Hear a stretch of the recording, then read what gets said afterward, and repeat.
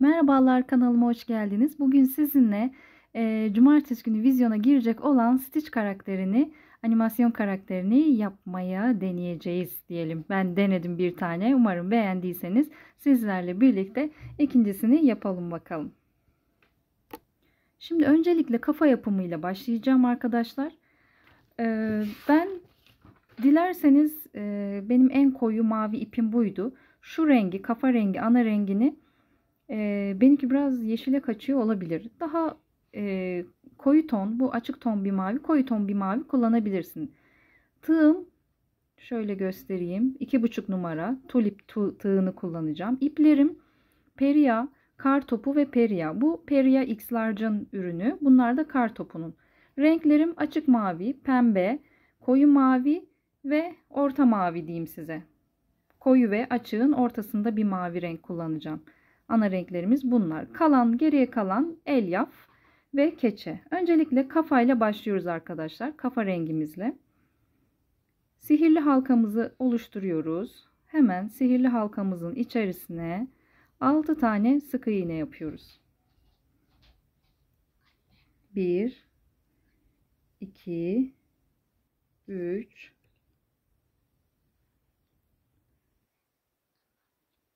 4 5 ve 6. Sihirli halkamızın içerisine 6 tane sık iğne yaptım. Sihirli halkamın ipini çekerek kapatıyorum. Şimdi ise 6 tane arttırma yapıyorum. Hemen en baştaki zincirime sık iğneme batarak 1, aynı ilmeğin içerisine tekrar batıyorum. 2, 6 kere tekrarlayacağız arkadaşlar. 6 kere arttırma yapacağız. Yandaki ilmeğe geçtim. 3, aynı ilmeğin içerisine 4, bir yandakine geçtim. 5, aynı ilmeğin içerisine arttırma yapıyorum. 6, bir yandakine geçtim. 7, aynı ilmeğin içerisine arttırma yapıyorum. 8, bir yandakine geçtim. 9, aynı ilmeğin içerisine arttırma yapıyorum. 10, bir yandakine geçtim. 11, aynı ilmeğin içerisine bir tane daha yapıp arttırıyorum ve 12. Şimdi arkadaşlar ikinci sıramızı oluşturduk. 1, bu da ikinci sıramız. Şimdi üçüncü sıramızdayız. Şimdi arkadaşlar üçüncü sıramızda ise bir sık iğne bir arttırma yapacağız. Hemen bir tane yaptım. Yanına bir tane arttırma yapıyorum. Aynı ilmeğin içerisine 2 tane batıyorum. Bunu da yine 6 kere tekrarlayacağız. Bir sık iğne yaptım. Bir tane arttırma yapıyorum. Tekrar bir sık iğne, bir yanına aynı ilmeğin içerisine çift batıyorum. Bunu sıra sonuna kadar 6 kere tekrarlayalım. Evet, bir sık iğne bir arttırma yaptık 3. sıramızda. Sıra sonuna geldik. Bakın sıra sonuna geldiğinizi bu salyangoz şeklinin başlangıç noktasını şuradan anlayacaksınız. Zaten içinizden de 6 kere yaptığınızı sayarsanız başlangıç noktanızı kendiniz de bulabilirsiniz. Ve şu arttırma çizgimiz zaten bunu belirleyerek başlangıç noktamızı ilerleyen zamanlarda oluşturacak. Şimdi ise arkadaşlar 2 sık iğne bir arttırma ile devam ediyoruz. Bir sık iğne tek battım. 2 sık iğne tek battım. Üçüncüye aynı ilmeğin içerisine çift batarak arttırıyorum. Bu birincisi arkadaşlar. Şimdi bunu yine 6 kere tekrarlayacağım için ikincisini yapıyorum. Bir sık iğne, 2 sık iğne. Şimdi ise aynı ilmeğin içerisine çift batarak arttırıyorum. Bu şekilde yine sıra sonuna gelene kadar 6 kere tekrar olacak şekilde yapalım. 2 sık iğne bir arttırma. Evet. 2 sık iğne bir arttırmamızı yapıp bakın sayalım birlikte. 1, 2, 3, 4. sıramızı tamamladık. Şimdi ise 5. sıramızdayız. Bakın salyangozumuz var şurada bir tane, görüyor musunuz? Şurada da arttırmalarımız bir çizgi oluşturdu. Buradan da sıranın sonuna geldiğinizi anlayacaksınız. Bu salyangozun başlangıç noktası sizin başlangıç noktanız olacak. Şimdi 5. sıramızda ise 3 sık iğne bir arttırma yapacağız. Yine aynı sistemle devam edelim. 1, 2, 3 sık iğne tek battım. Buraya geldim. Bir tane arttırıyorum. Aynı şekilde 3 sık iğne bir arttırmayı bir tane yaptık. 5 tane daha yapalım. Yani toplamda 6 tane 3 sık iğne bir arttırma yapın. Evet arkadaşlar, 3 sık iğne bir arttırmamızı yaptık. 5. sıramızı tamamladık. Bakalım birlikte sayalım. 1, 2, 3, 4, 5. Şimdi ise 6. sıramızda 4 sık iğne bir arttırma yapacağız. Yine 6 kere tekrarlayarak. 1, 2, 3, 4 adet tek battım. Bakın arttırma çizgim zaten arttırmaya geldin diyor bana. Bir tane arttırdım. Şuradan da görebilirsiniz. Bakın diğer arttırma çizgim, diğer arttırma çizgim, diğer arttırma çizgim. Şimdi bu şekilde 4 sık iğne bir arttırmayı yine 6 kere tekrarlayıp sırasının sonuna gelelim. Evet arkadaşlar, 4 sık iğne bir arttırmamızı tamamladık. Yani 6. sıramızı tamamladık. Şimdi ise 7. sıramızdayız. 7. sıramızda ise 5 sık iğne bir arttırma yapacağız. Yine aynı sistemle 6 kere tekrarlayacağız. 2, 3, 4, 5 ve bir tane arttırıyorum. Yani hemen yanındakine. Bu şekilde birinciyi yaptım. Kaldı 5 tane. Tamamlayayım. 6 olunca buluşalım. Evet arkadaşlar, 5 sık iğne bir arttırmamızı yaptık. Şimdi 2, 4, 6, 7. sıramızı da tamamladık 5 sık iğne bir arttırmayla. Şimdi 8. sıradan 14. sıraya kadar düz öreceğiz. Yani biz şu anda 42 tane sık iğne elde etmiş olduk. Dümdüz öreceğiz. Şu an 2, 4, 6, 7. sıradayız. Bu şekilde arkadaşlar 14. sıraya gelene kadar her ilmeğe tek batarak dümdüz örelim. Şu şekilde her ilmeğe tek batarak dümdüz ilerleyeceğim. Başlangıç çizgimize de nasıl geleceğimizi yine göstereceğim size. Evet arkadaşlar, şimdi 7. sırada kalmıştık. 14. sıraya kadar düz ördük arkadaşlar. Bakın, salyangozumuzu gördünüz mü? Şurada ters bir salyangoz var. Bakın, arttırmalarım nasıl da belli. Başlangıç çizgisini buradan anlayabilirsiniz. Bakın, bu arttırma, şu arttırma, şu arttırma, arttırma, arttırma. Burada bir yıldız şekli var. Görebiliyor musunuz? Ben sizi çok iyi anlayabiliyorum. Eğer acemiler izliyorsa şu anda göremiyordum. Mümkün değil. Yani hani nerede çizgi, nerede başlangıç? Umarım anlatabiliyorumdur. Burada yıldız şeklinde bir, hatta 3-6 tane işte çizgimiz var. Gördünüz mü? Tekrar şöyle yakından. Bakın, şu bizim başlangıç çizgimiz. Bu şekilde. Evet, şimdi arkadaşlar buraya kadar geldik. Artık şu kısmı yapacağız. Şu açık mavi ile ağız kısmını yapacağız. Şimdi açık mavimizi alalım.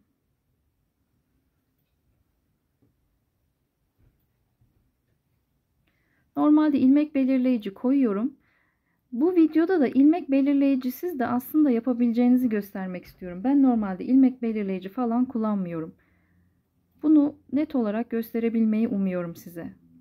Şimdi arkadaşlar 14. sıramıza geldik. Açık mavimi aldım. İpim buradaydı ya. Bu ipimi şöyle bir serbest bırakalım. Hemen şu çıkan ilmekleri alıyorum. Şimdi renk değiştireceğiz. Bu ipimi şuradan sıktım ve şuradan sabitledim elimle. Açık mavi ipimi ise şöyle önden tutacağım. Buraya getirdim. Buradan bir ilmek geçirdim. Hemen arkadaki uzun mavi ipimle kısa mavi ipimi bağlıyorum. Ama kesmiyoruz. Bekleyeceğiz. Şöyle. Siz de görün. 2 kere düğüm attım oraya arkadaşlar. Ve bakın hemen ipimi kaçırdım. Çok özür dilerim. Tekrar yakaladım. Şimdi arkadaşlar açık mavi ipimizle 5 tane sık iğne yapıyoruz. 1 2 3 4 ve 5. Şimdi ise bir tane azaltıyoruz.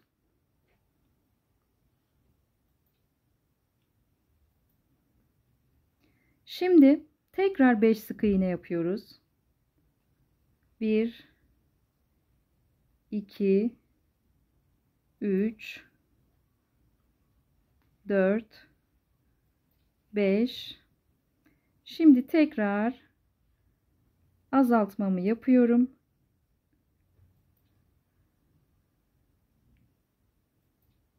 Bir tane azalttım. Şimdi 4 tane sık iğne yapıyorum tekrar. 1 2 3. Dördüncüye geldiğimde ise tekrar koyu maviye geçeceğim için bakın 3'ü yaptım. 4'e geldim. İpimi geçirmiyorum. Bu iki halka burada duruyor. Bunu arkadan sabitliyorum sıkıca. Diğer mavi ipimi kesmemiştik ya. Onu buraya şu şekilde geniş bırakarak getiriyorum. Bakın. Şuraya yaslayarak şu kısma şöyle gördünüz mü? Bu ipi buradan bunun ölçüsünde diyeyim. Bol bırakarak buraya kadar getiriyorum. Dilerseniz kesip kesip de yapabilirsiniz ama sürekli ipi kesmek zor olacak diye düşünüyorum ben. O yüzden böyle yapıyorum. Mavimi de sıktırdım buradan. Hemen diğer mavi ipime geçiş yaptım. Şimdi arkadaşlar bakın. Bu bol ve şuraya gerdirmeyecek şekilde bol. Anladınız mı? Şimdi mavi ipimi tekrar sıktıralım. Burada bolluk kalmasın. Bir tane sık iğne yapıyorum. Bir tane azaltma yapıyorum. Azaltmayı yakından tekrar göstereyim. Bir tane buradan aldım. Bir tane de diğer yanından aldım. 2 tane çıktım. İkisini bir çıktım. Bir tane azalttım. Şimdi 5 sık iğne yapıyoruz tekrar. 1 2 3 4 ve 5. Şimdi bir tane azaltıyorum. Tekrar 5 sık iğne bir azaltma yapacağız. 1 2 3 4 ve 5. Tekrar azaltıyorum. Bakın bir buradan aldım, bir buradan. İkisini bir çıktım ve ikisini bir çıktım.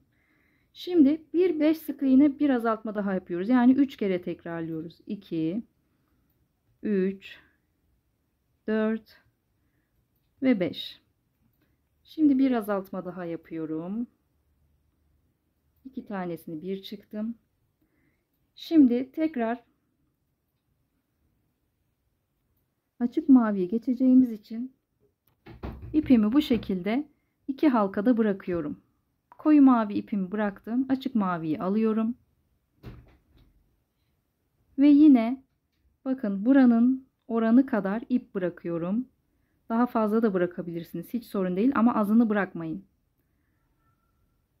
Bakın şöyle şuraya elimle ölçerek getirdim. Buraya baktım. Gerdirdim şurayı bir mavi ipimle. Heh. Şimdi yeşilimi çektim, sıkıladım. Maviyi buraya taktım. Şimdi mavi ipimle 4 sık iğne bir azaltma yapacağım. 1 2 3 4 ve bir tane azaltıyorum. Tekrar 1 2 3 4 ve bir tane azaltıyorum. Şimdi ise 4 tane sık iğne yapıyorum. 1 2 3 ve ne yapıyorum? Dördüncüye gelince burada bırakıyorum ve diğer koyu mavi ipime geçiyorum. Koyu mavi ipime nasıl geçiyorum?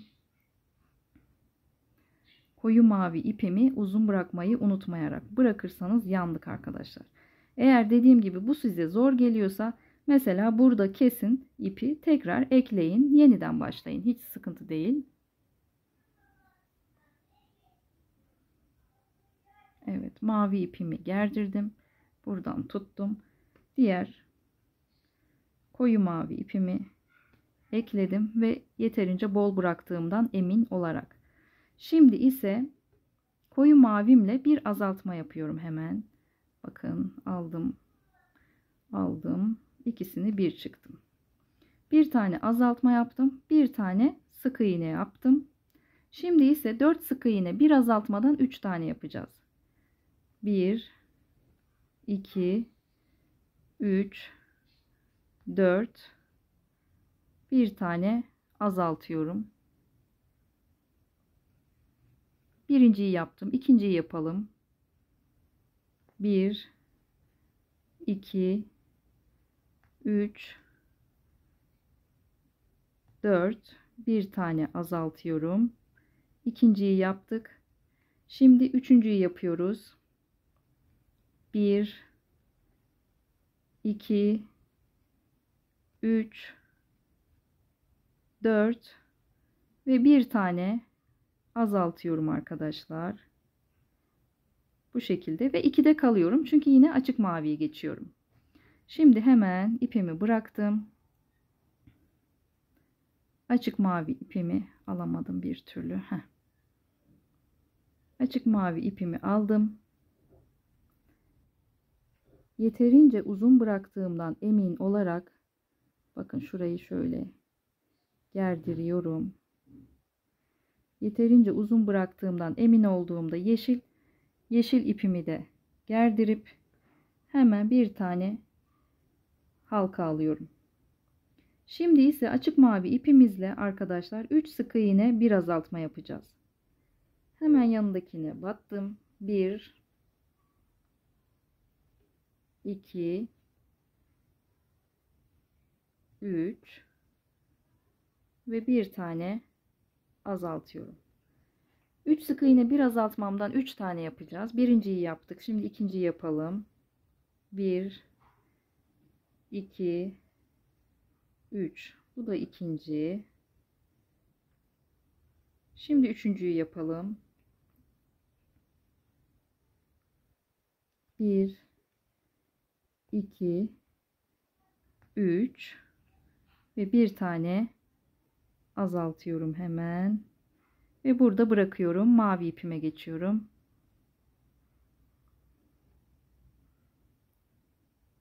Şimdi ben mavi diyorum da turkuaz yani bu ip değil mi? Şimdi bana demeyin ki bu ipe niye acaba mavi diyor. Turkuaz değil mi bu? Sanırım turkuaz. Evde bu renklerim vardı. Çocuklar da çok istiyordu Stitch karakterini. Dedim bunlardan yapayım. Tonlar aşağı yukarı böyle. Alttan mavi ipimi çekiştirdim. Diğer turkuaz ipimi aldım. Tekrar mavim bollaştı. Bakın hemen düzeltiyorum. Arkadan çekiyorum. Şimdi yine 3 sık iğne bir azaltmayı 3 kere tekrarlayacağız. 1 2 3 Benim gözlerim de görmüyor. Tam gözlük de takmadım. 1 İkinci 3 sık iğne bir azaltmayı yapıyorum. Bir azaltıyorum. Şimdi üçüncü 3 sık iğne bir azaltmayı yapıyorum. 1 2 3 ve azaltmama geldim. Burada bırakıyorum. Çünkü açık mavi ipime geçiyorum. Dediğim gibi arkadaşlar eğer bu ipi gerdirerek yapma size zor geliyorsa burada kesin. Kesip devam edin. Bana kesmek daha zor geliyor. Kes tekrar bağla, kes tekrar bağla. İpimi gergin bıraktım. Gergin bırakmanız çok önemli. Hemen mavi ipimi yakaladım. Kaldığım yerden 2 sık iğne bir azaltma yapacağım. Geldim bir tanem. 2 sık iğne yaptım. Bir tane azalttım. Bu birincisi. Şimdi tekrar 1 2 sık iğne yaptım. Bir tane azaltıyorum. Üçüncü iki sık iğne bir azaltmamı yapıyorum. Bir, iki ve bir tane azaltıyorum. Burada bırakıyorum. Hemen mavi ipime geçiyorum tekrar.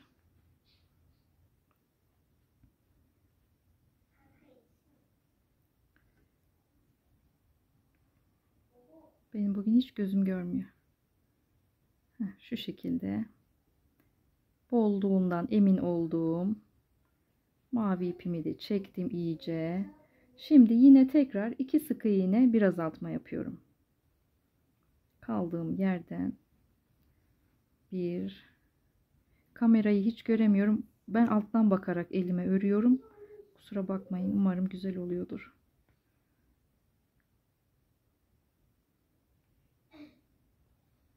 Acemiyiz de çekim konularında eğitim alacağımız bir yer yok. Öyle işte yapıyoruz. İkinci iki sık iğne bir azaltmamı yapıyorum şimdi.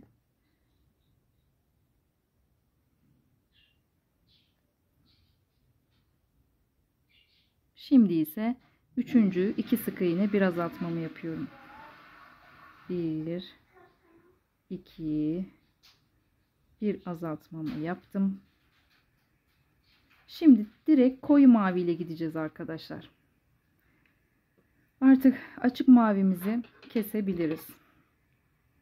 En son bağlayacağım için şöyle biraz uzun bırakıyorum ve doldurmaya da başlayalım. Şu açık mavi ipiniz dışarıda kalsın. Şu ipinizi de uzun bırakın doldururken. Boncuk el yapımızı alalım ve dolduralım. Evet arkadaşlar, çok güzel bir şekilde doldurduğunuzdan eminseniz böyle iyice dolsun. Çünkü şurası pürüzsüz görünsün. Semsert doldurun ve ite ite burayı böyle kenarları ite ite güzelce doldurun. Şu mavi ipimizi dışarıda bıraktım, kesmiştik onu. Şimdi kaldığımız yerden 19. sıramızdan devam ediyoruz. Buraları tek tek size saymadım. Burası 15, 16, 17, 18, 19'du. 18'i yaptık. Şimdi 19'dayız arkadaşlar. Bir sık iğne bir azaltma yapacağım. Hemen bir sık iğnemi yaptım. Yine aynı sistemle bir tane azaltıyorum. Sıra sonuna gelene kadar tekrarlayacağız arkadaşlar. Tekrar bir sık iğne bir azaltma yapıyorum. 6 kere yani. İkinciyi yaptım. Üçüncüyü yapıyorum. Bir sık iğne bir azaltıyorum. Evet, bir sık iğne bir azaltmamı yaptım. Şimdi 12 tane sık iğne kaldı burada. Şimdi 6 tane peş peşe azaltıyoruz arkadaşlar. Şu şekilde. Alabilir mi? Alabilirsin. Yok. Şu şekilde 1,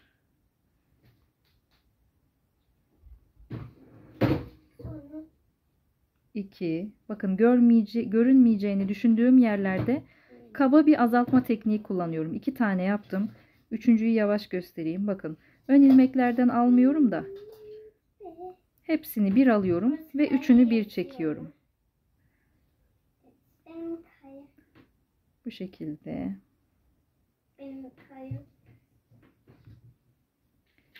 Kaçıncı azaltmadayım unuttum. Siz unutmayın. Kayra geldi konuşuyor. Benim kafa dağıldı. Evet, azalttım. Tamam. Muhtemelen 6.'ya geldim ben. 6.'ya geldikten sonra bir tane şöyle sık iğnemi aldım. İlmeğimi ilmeğimden kaydırdım. Bir tane de zincir çektim. İpimi uzun bırakıyorum ki kafamı gövdeye dikmek için. Evet. Bu şekilde kafamız tamam. Evet, şimdi vücut yapımı ile devam ediyoruz. Kafamızı bitirmiştik. Şimdi arkadaşlar vücut için yine sihirli halkamızın içerisine 6 tane sık iğne yapacağız. Aynı renk ipimizi aldım. 1, 2, 3, 4, 5, ve 6. Sihirli halkamın ipini çekip kapatıyorum. Şimdi ise tüm sık iğnelerimin içerisine çift batacağım. Hemen ilk ilmeğime batıyorum. Bir tane battım. Aynı ilmeğin içerisine tekrar batıyorum. Çift batmış oldum. Birinciyi yaptım. 6 kere tekrarlayacağız bunu. İkinciyi yapıyorum. Aynı ilmeğin içerisine çift batıyorum. Üçüncüyü yapıyorum. 3 4 aynı ilmeğin içerisine çift batarak sıramızın sonunda 12 tane sık iğne elde edeceğiz. Ve son ilmeğimi de yaptım. Bakın 2 4 6 8 10 12. Tam 12 tane sık iğnemiz oldu ve bakın başlangıca geldik. Salyangozumuzun, gördünüz mü? Şurada yuvarlak başlangıç var ya, burayı başlangıç sayıyorum. Şurası da durmamız gereken nokta.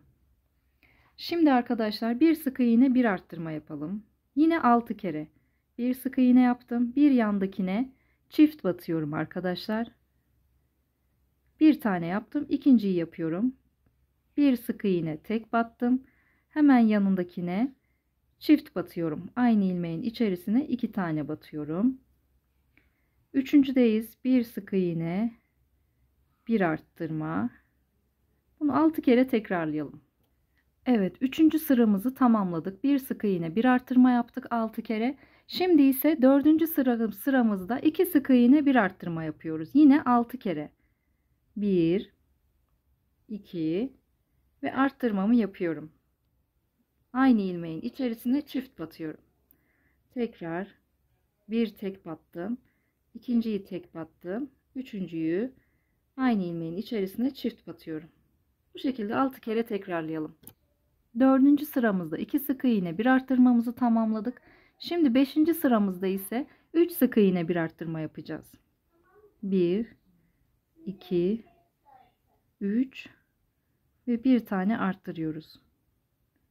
Yine bunu da 6 kere tekrarlayalım. 3 sık iğne bir arttırma. Evet arkadaşlar, 5. sıramızı tamamladık. Şimdi 6. sıramızda ise 4 sık iğne bir arttırma yapacağız. 1 2 3 4 sık iğne bir tane arttırıyorum. Şimdi bunu da yine 6 kere tekrarlayalım. Sıra sonunda buluşalım. Evet, 6. sıramızı tamamladık. 4 sık iğne bir arttırma yaptık. Yani çevresinde 36 tane sık iğne elde etmiş olduk arkadaşlar. Şimdi 7. sıramızda yine aynı rengimizle 14 sık iğne yapalım. 1 2 3 4 Evet, 14 tane sık iğne yaptık. Şimdi arkadaşlar 14.'yü bakın şöyle çıkacağım.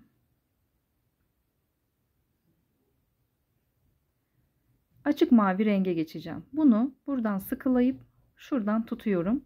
Açık mavi rengimi alıyorum. Kafada kullandığımız renk şunu yani. Buradan bunu da sabitleyip geçiriyorum ve arkadan bağlıyorum arkadaşlar.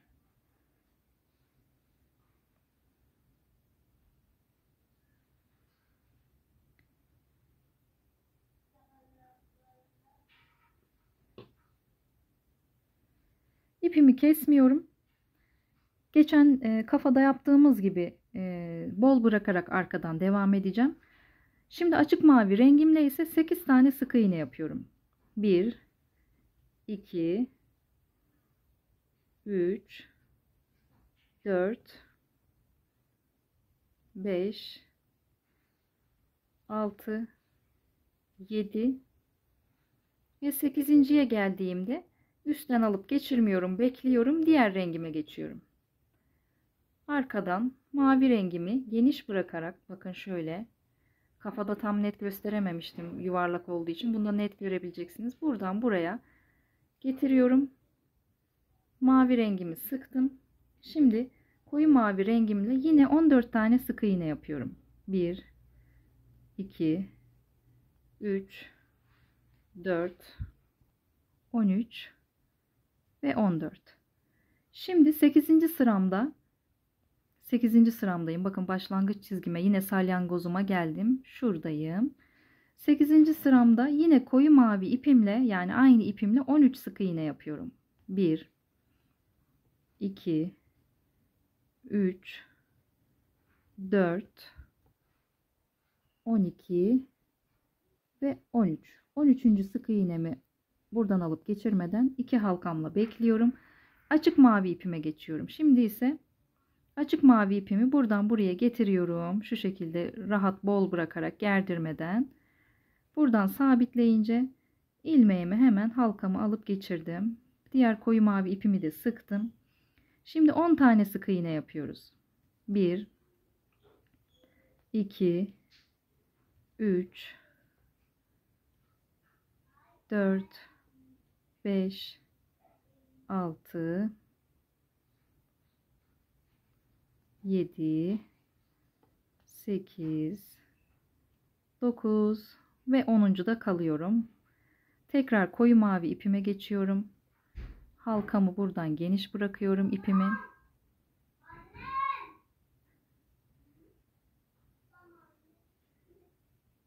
Şimdi 13 sık iğne yapacağız. 1 2 3 4 5 6 7 8 12 ve 13. Şimdi 9. sıramızda ise bakın sıramızın başına geldik yine.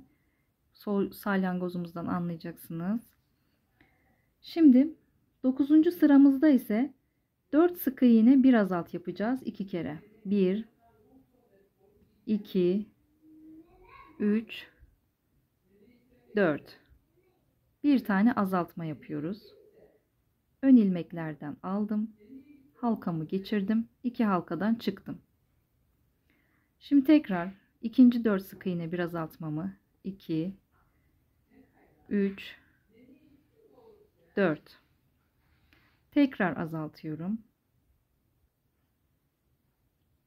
Şimdi bir tane sık iğne yapıyorum ve bekliyorum. Açık mavime geçiyoruz.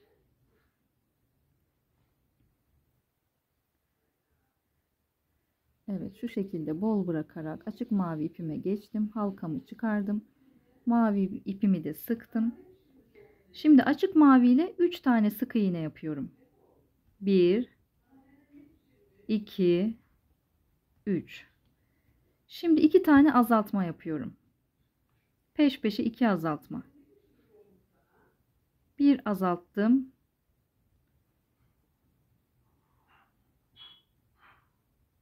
Burayı da alalım. İkinci azaltmamı da yaptım. Şimdi tekrar 3 tane sık iğne yapıyoruz.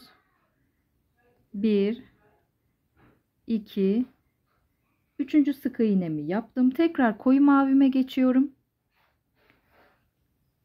Arkada geniş bırakarak koyu mavi ipimle de yine bir tane sık iğne yapalım. Ve bir azaltma 4 sık iğne yapacağız şimdi. Bir tane azalttım. 1 2 3 4.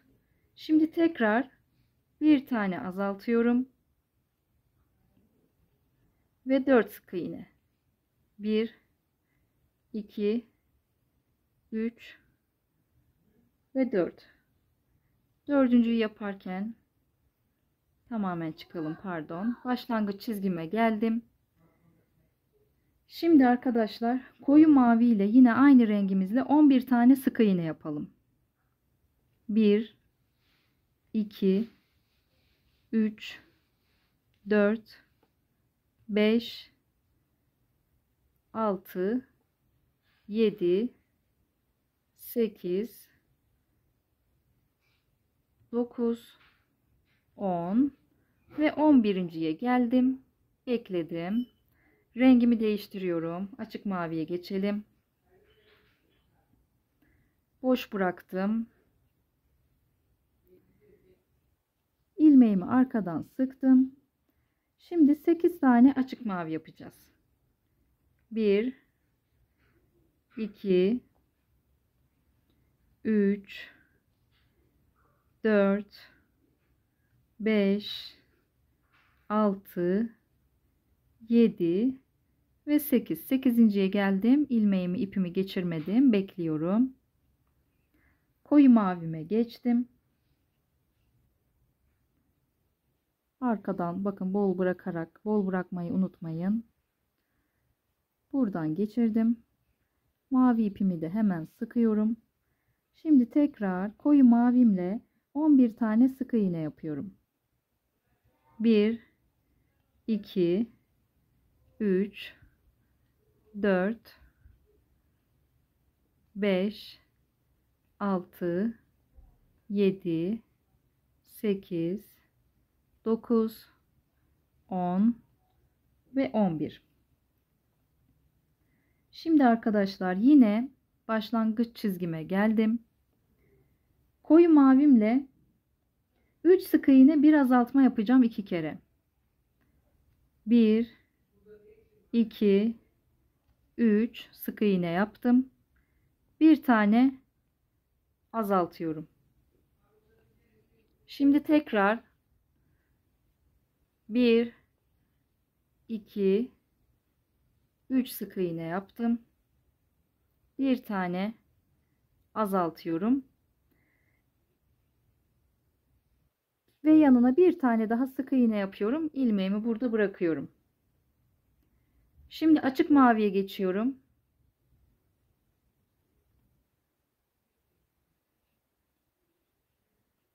Açık maviye geçtim. 2 tane sık iğne yapıyorum. Şimdi 2 tane de azaltma yapıyorum. Açık mavi ile peş peşe bir azalttım. İkinciyi de azalttım. Tekrar 2 tane sık iğne yapıyorum. Koyu mavi ipime geçiyorum.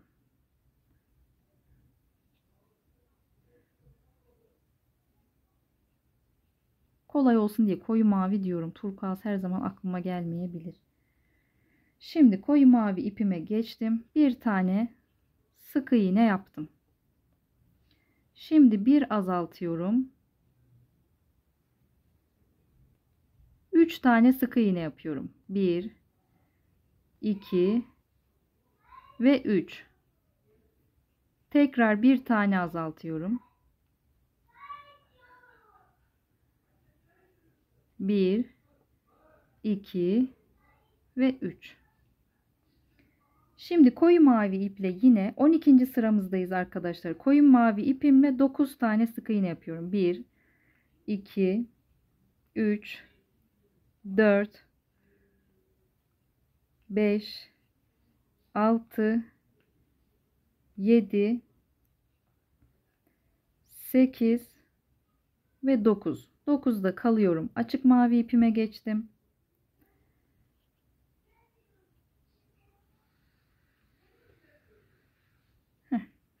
Açık mavimi aldım. İpimi gerdirdim. Şimdi 6 tane sık iğne yapalım. Açık mavi ile. 2 3 4 5 ve 6.'yı yaptım. Bekliyorum.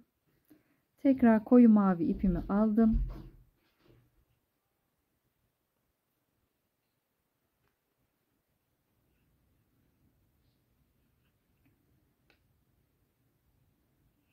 Geçirdim.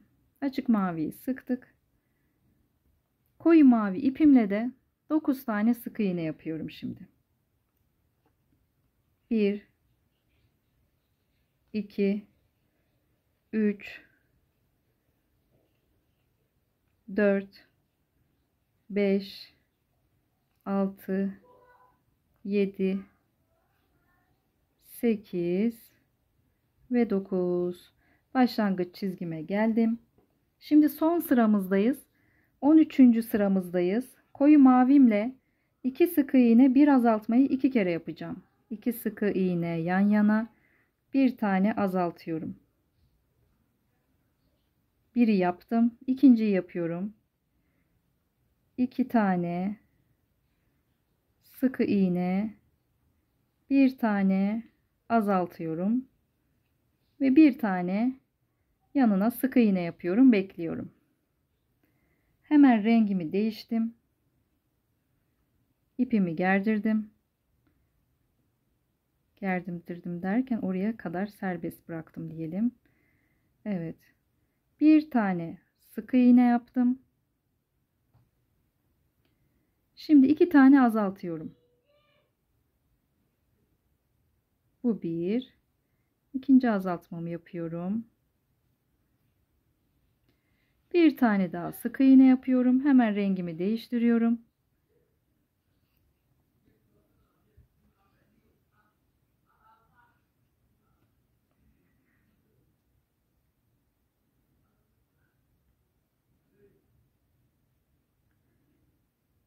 Evet.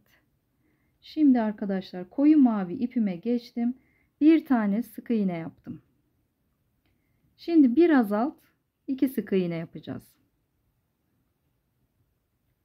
Bir tane azalttım. 2 tane sık iğne yaptım. Tekrar bir tane azalttım. 2 tane sık iğne yapıyorum. Ve bitti. Sıramızın sonuna da geldik gördüğünüz gibi. Bitirirken de son ilmeğimizi arkadaşlar bu şekilde batıp ilmeğimi ilmeğimden kaydırıyorum. Bir de zincir çekiyorum ve ipimi kesiyorum. Kafada ip bıraktığım için buraya bırakmayacağım. Maviyi de keselim. Bu şekilde vücudumuz bitti. İçine elyaf dolduralım. Mavi ipimiz oradan çıkmayacaktır. Endişe etmeyin. Sırada kollar, kulaklar, bacaklar kaldı.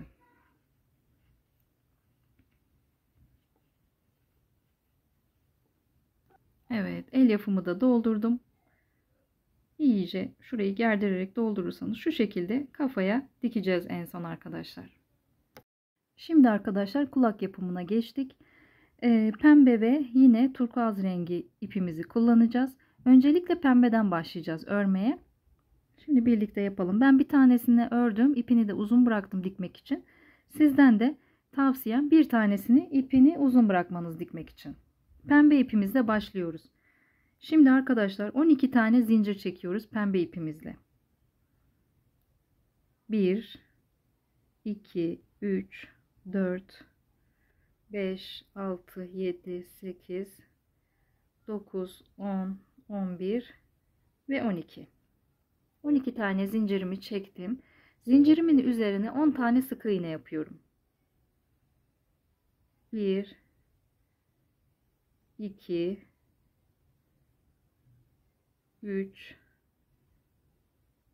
4 9 ve 10. Şimdi son ilmeğim kaldı arkadaşlar. Şu ilmeğimin içerisine de 3 tane sık iğne dolduracağım. Aynı ilmeğin içerisine sonuncuya 3 tane sık iğne yapıyorum. 2 ve üçüncüyü de dolduralım. Şimdi diğer sıraya geçiyoruz ve yine 10 tane sık iğne yapıyoruz hemen.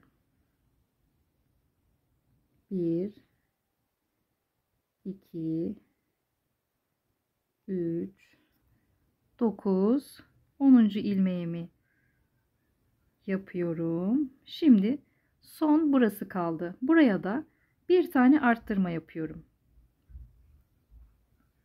Aynı ilmeğin içerisine çift batıyorum. Şimdi ise arkadaşlar 5 tane trabzan yapacağız. İlmeğimin üzerine aldım. Hemen bir sonraki sıraya 2 tanesini bir çıktım. Kalan 2'yi de bir çıktım. Bir trabzan. İkinciyi yapalım. 2 tanesini bir çıktım. 2 tanesini bir çıktım. İkinciyi. Üçüncüyü yapalım. 4 ve 5. 5 tane trabzan yaptım arkadaşlar. Şimdi 5 tane de yarım trabzan yapıyoruz. Aldım ilmeğimin üzerine, tığımın üzerine. Hepsini bir çıkıyorum arkadaşlar. Bu da yarım trabzan. Şurada bir ipimi kaçırdım. Bir, yine 5 tane. İkinciyi yapıyorum. Hepsini bir çıktım. Üçüncüyü yapıyorum. Hepsini bir çıktım. Dördüncüyü yapıyorum. Ve beşinci. Hepsini bir çıktım. Şimdi bir tane sık iğne yapıyorum. Bir tane arttırma yapıyorum.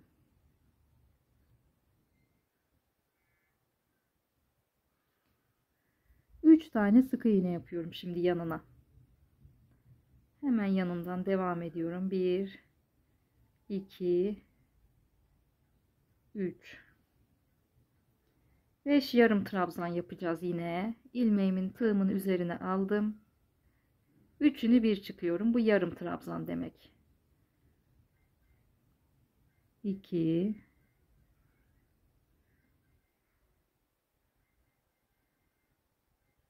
3 4 ve 5. Şimdi de 5 tane normal trabzan yapacağız. Tığımın üzerine aldım.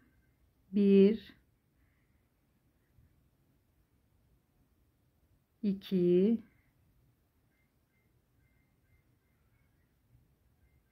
3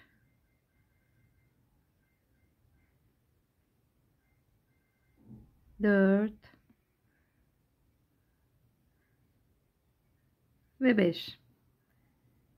5 tane trabzanımı yaptım. Şimdi trabzan arttırması yapacağız. Üzerine aldığım aynı ilmeğin içerisine çift batacağız. Çift trabzan yapacağız. 1. Şimdi aynı ilmeğimin içerisine bir trabzan daha yapacağım. 2. Arttırma yaptık. Şimdi 3 trabzan yapıyorum yanına. 1 2 3 3 trabzan yaptım. Şimdi 6 tane yarım trabzan yapalım. 1 2 3 4 5 ve 6. 6 tane yarım trabzanımızı yaptık. Şimdi 2 tane sık iğne yan yana yapalım. 2 tane sık iğne yaptım.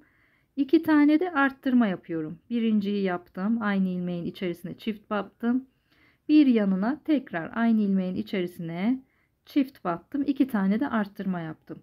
Şimdi bir sık iğne yaptım.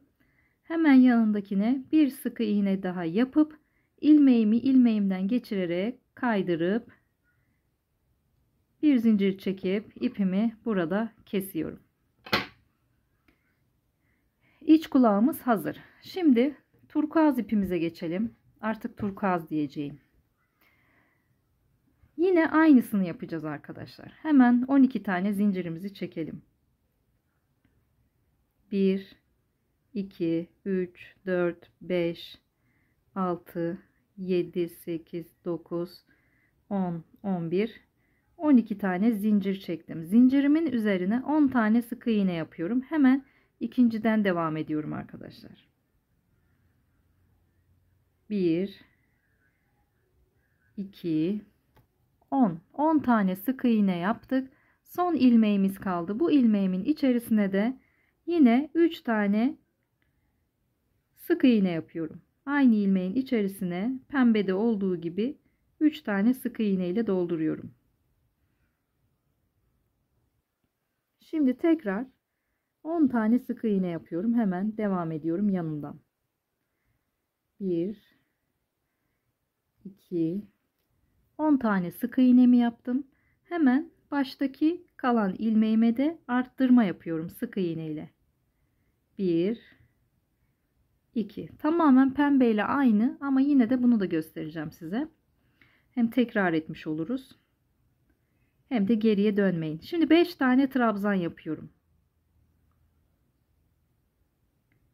1 2 3 4 ve 5. Şimdi ise 5 tane de yarım trabzan. Yarım trabzanda da hepsini bir çıkıyorduk. Üzerine alıyoruz. 1 yaptım. 2 3 4 ve 5. 5 tane yarım trabzanımı yaptım. Şimdi bir sık iğne yapıyorum. Hemen yanındakine bir tane arttırıyorum. Eğer pembede anlamadıysanız burada netleşmiş olacaktır. Şimdi 3 tane de sık iğne yapıyorum hemen yanından. 2 3. Şimdi ise yine 5 tane yarım trabzan yapıyorum. 1 2 3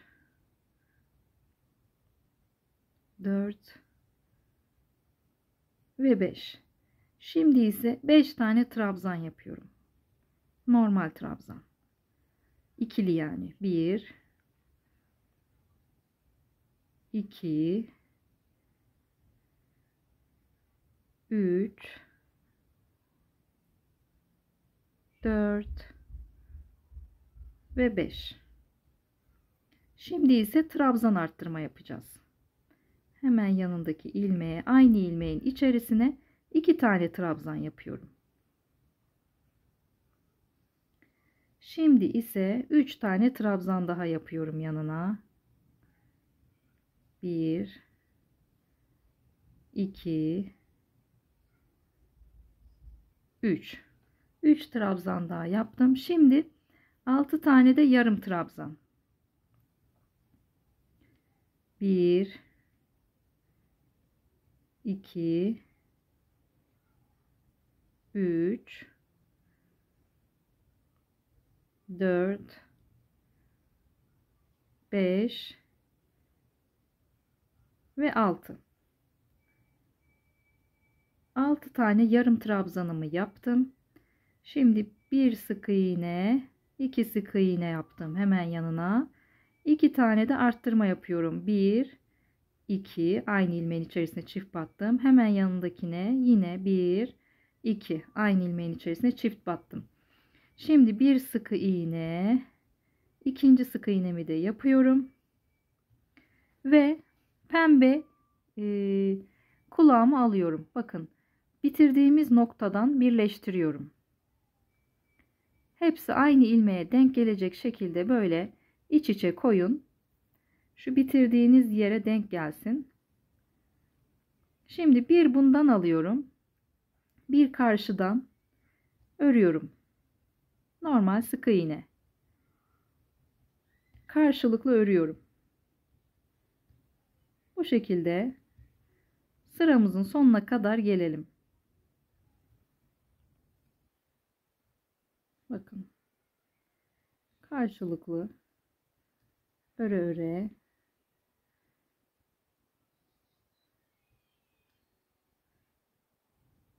aynı ilmeğe denk gelmesine özen gösterin. Sıra sonunda buluşalım.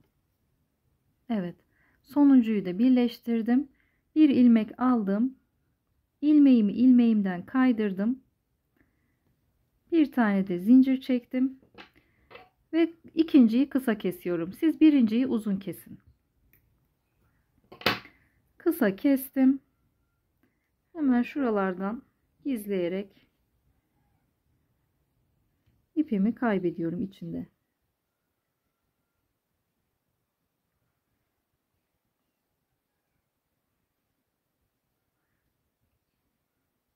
Evet. Evet, şu iplerimi de kaybediyorum. Evet, kulaklarımız da hazır. Şimdi arkadaşlar kol yapalım. Ben yine şöyle göstereyim size. Bir parçasını uzun bıraktım. Bir tanesini yaptım. Siz de aynı şekilde dikmek için bir parçasını uzun bırakabilirsiniz. Ya da kafa ipiyle de kalan ip olursa örebilirsiniz. Şimdi kol için yine sihirli halkamı yapıyorum. İçerisine 6 tane sık iğne yapıyorum. 1, 2, 3,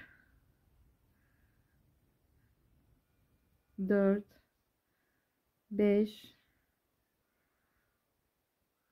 ve 6. Sık iğnemi kapattım. Hemen karşısına bir sık iğne, bir arttırma yapıyorum. Bir sık iğne, bir tane arttırma. 3 kere tekrarlayacağız bunu. Birinciyi yaptım. Tekrar bir sık iğne, bir arttırma. İkinciyi yaptım. Bir sık iğne, bir arttırma. Üçüncüyü yaptım. Şimdi ikinci sıramızı yaptık. Üçüncü sıramızdan 3, 4, 5, 6'yı düz öreceğiz arkadaşlar. 3, 4, 5, 6. Burası da 9x olduğuna göre 4 kere 9 36. 36 tane sık iğne örelim. 1, 2, 3. Evet arkadaşlar. 36 tane sık iğne. 2, 4, 6. sıramıza geldik. Ben 35'i yaptım. 36'yı da şu şekilde ilmek kaydırarak kapatıyorum. Evet, ikinci kolumuz da hazır. Siz de aynı şekilde 1 ve 2'yi örün. Şimdi ayak yapalım. Ayağımız da şu şekilde. Ben bir tanesini yine ördüm. Sizle de birlikte başlayalım. Yine sihirli halkamızın içerisine 6 tane sık iğne yapalım. 1, 2, 3, 4, 5 ve 6. 2, 4, 6. Evet. Sihirli halkamı kapattım. Şimdi 6 arttırma yapıyorum. Hemen ilmeğime, karşıdaki ilmeğime batıyorum. Evet. 1, 2. Bir yandakine 3, 4. Aynı ilmeğin içerisine çift batarak 12 tane sık iğne elde edeceğiz. 5, 6, 7, 8, 9, 10 ve aynı ilmeğin içerisine 11, yine aynı ilmeğin içerisine 12 tane sık iğne yaptım. Şimdi arkadaşlar 3, 4, 5 ve 6'yı yine 4 sıra 12 sık iğneyi düz öreceğiz. Dümdüz örelim arkadaşlar. 6. sıraya geldiğimizde duralım. Dümdüz örelim. 12 çarpı 4 36 mı ediyor? Yine ne 36'sı, kafam karıştı. 48 ediyor. 48 sık iğne yapalım arkadaşlar. Evet arkadaşlar, bakın ilmeğimizin başlangıç yerimize geldik. 2, 4, 6. 6 sıra 6. sıramıza geldiğimizde bitiriyoruz. Burayı kapatalım. Aynı şekilde. Biraz uzun bırakacağım dikmek için.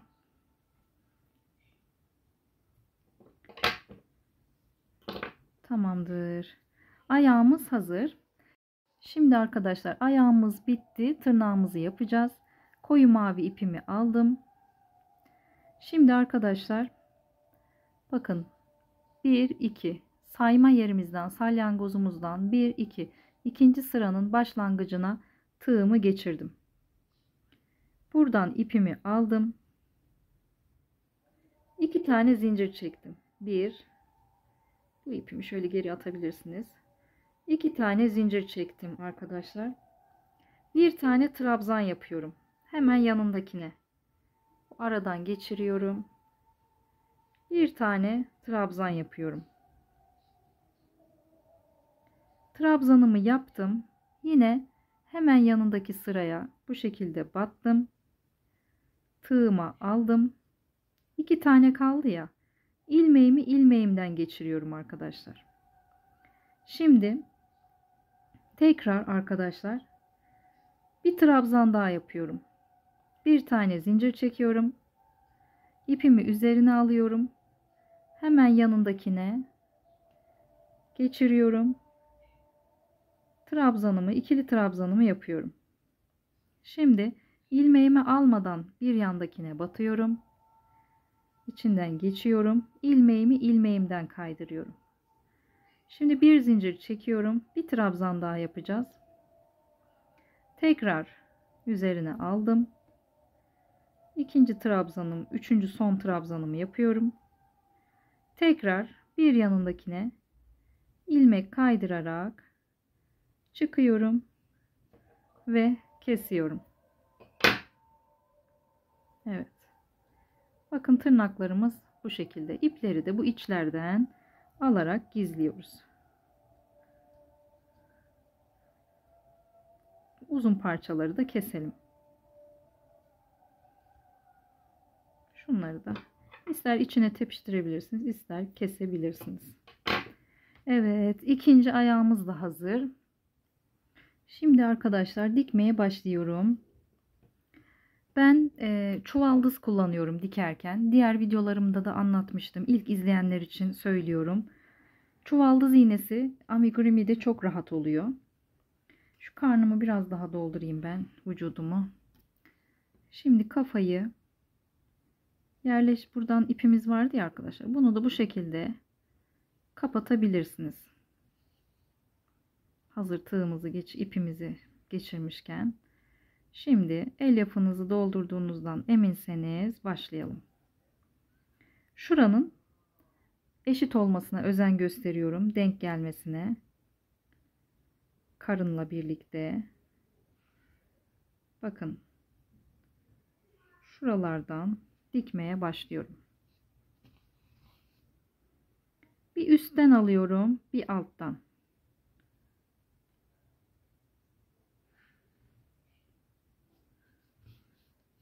Bu şekilde. Hemen üstten tekrar alalım. Şimdi alttan. Bakın.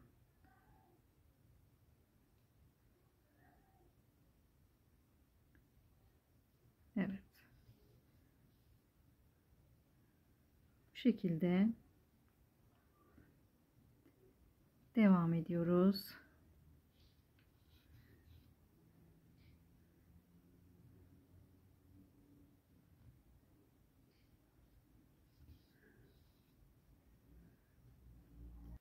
Evet, bu şekilde dike dike başlangıç noktama tekrar geldim.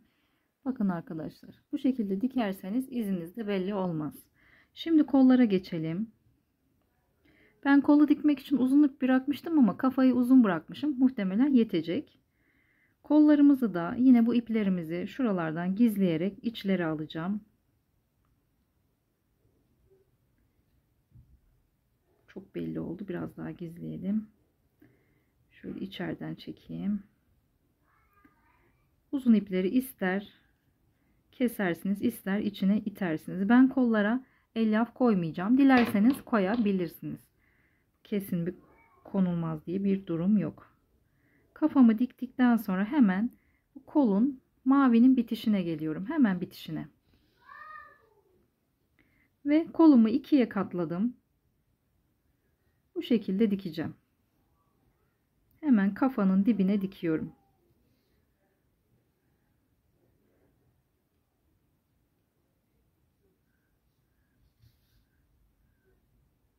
Evet.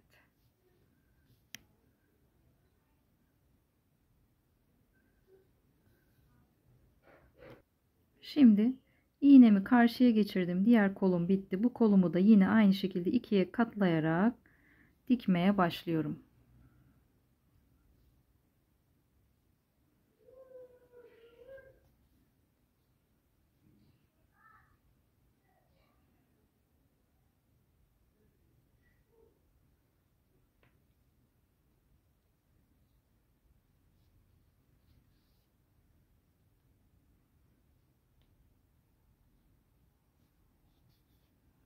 Evet.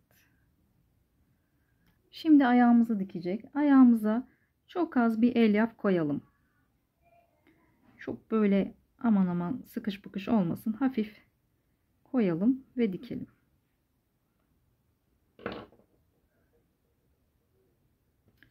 Ayağımızı da hemen tırnaklar öne bakacak şekilde şu şekilde dikiyorum arkadaşlar. Şöyle yukarıdan bakıldığında tırnaklar öne gelsin. Başlayalım.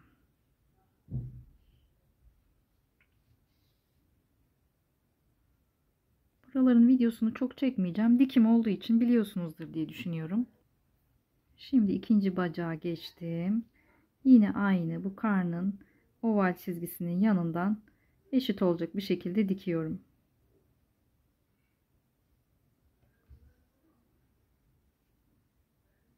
Evet, iki ayağımı da diktim. Kolumdan çıkan ipimi buraya çıkarmıştım. Ayağımdan çıkan ipimi de iğne yardımıyla buraya çıkardım ve ikisini bağlayıp burayı kapatıyorum.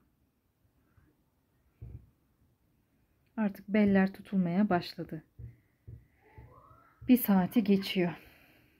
Küçük bir anahtarlık dersiniz ama emeği çok büyük.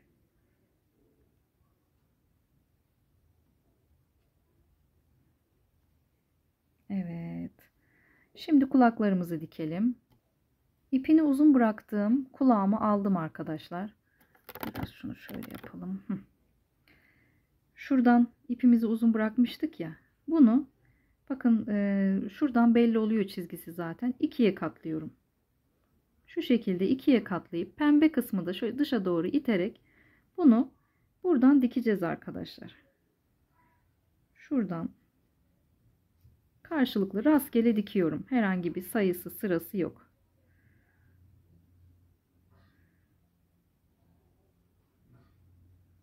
Bir tanesini içten geçirdikten sonra diğer şunları uçtan yapıyorum. Çünkü burası kapanacak.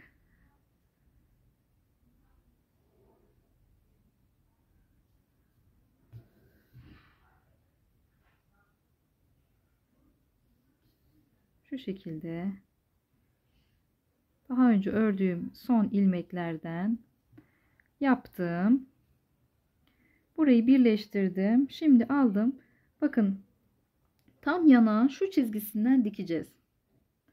Şuradan üstten dikeceğiz. Şu şekilde açık mavinin üstüne getirdim.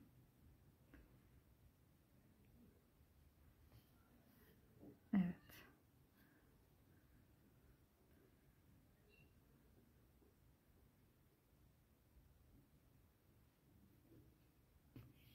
Rastgele dikmeye başladım. Evet, bir kulağımı diktim. İkinci kulağımı da yine aynı şekilde alıyorum.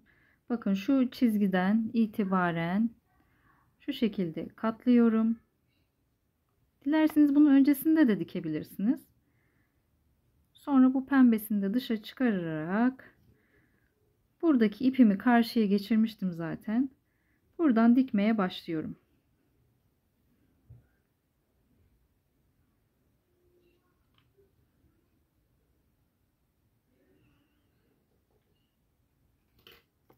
Evet. Kulağımızı da bu şekilde diktikten sonra ben burnumuzu unuttuk. Aklıma geldi. Hemen onu örelim. Burnumuz için koyu mavimizi aldık.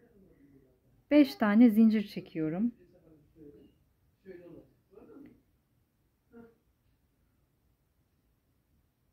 Bir, 2, 3, 4 ve 5.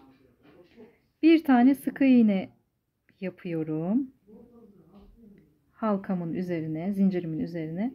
2 tane de trabzan yapıyorum. Üzerine aldım. İkili trabzan yapıyorum. İkisini bir çıktım, ikisini bir çıktım. Bir tane daha yapıyorum ikili trabzan. İkisini bir çıktım, ikisini bir çıktım. Sonuncuyu ise bir tane batıyorum ve ilmeğimi ilmeğimden kaydırarak çıkıyorum. Dikmek için ipimi bırakıyorum. Şu şekilde burnumuz bitti. Bu trabzanları yaptığımız üçgen şekil aşağı gelecek şekilde şöyle tam ortalayıp dikeceğiz arkadaşlar. Göz kararı mavi çizginin üstünden dikeceğiz. Hemen ben şöyle başlıyorum.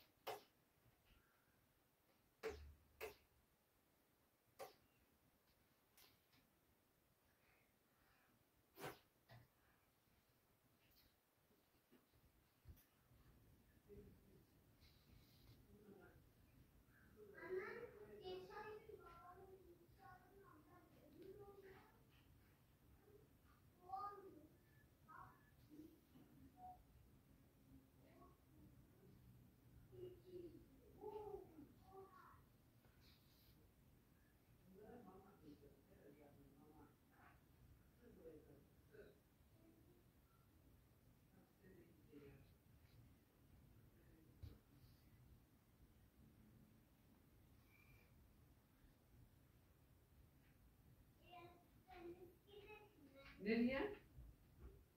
Nereye gideceğim? Burnumuzu da diktikten sonra buradan arkadan geçireceğim ki bu kulağımızı diktiğimiz iple bağlayıp gizleyeceğim.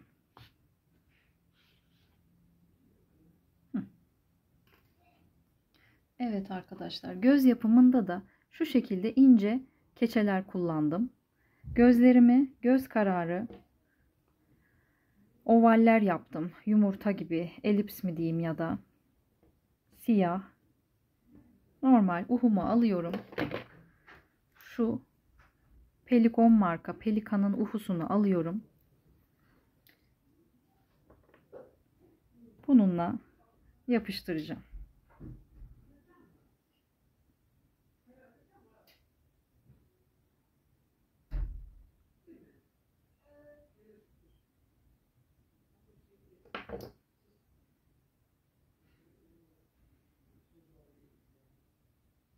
Şu şekilde yapıştırdım. Bastırarak kurumasını bekleyeceğim.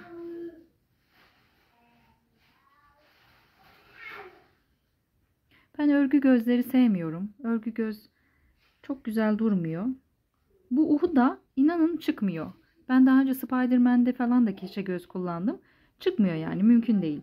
Bu da tabii oğlum da kullandığı için etkinlikte biraz rezil etmiş. Diğer gözü de başlayalım. Siz kulağınızı diktiğiniz, burnunuzu diktiğiniz şeye göre keçeyi oradaki boşluğa göre ayarlayıp kesin bence. Ben mesela bununla ikisini aynı kesmiştim. Dikimden dikime fark ediyor. Bunu biraz daha yakın diktim herhalde. Mesela kulağım arttı şuradan. Onu da keserim. Önce yapıştırmak mühim. Şöyle de gizlerim altına.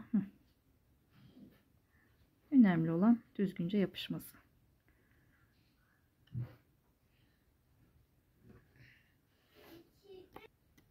Anne bir şey De diyeceğim. bebeğim. Buramı arayabilir miyim? Neden? Özledim. Özledin mi? Evet. Oynamadın mı okulda? Evet, oynayamadım. Bizden önce gitti. Bizden önce bahçeye gitti ama bir baktım bahçeye gitmemiş. He, eve gitmişler öyle mi? İşleri vardır bebeğim. Ama bir arayayım. Tamam, bir soralım. Önce izin isteyelim annesinden. Müsait misiniz de, olur mu? Müsaitseniz Turan'la konuşabilir miyim diye sesli mesaj at. Ne Tamam dersin? hadi ben. Bir dakika. Evet. Şimdi çok fazla dokunamıyorum. Kurumasını bekleyeceğim. Benim stitch'im hazır. Şöyle tepesine tatlı da bir anahtarlık takarsanız çanta süsü olarak da kullanılır. Bakın şöyle avucumda göstereyim. Anahtarlıktan daha büyük, yani orta boy. Santim olarak da metremi bulursam ölçeceğim.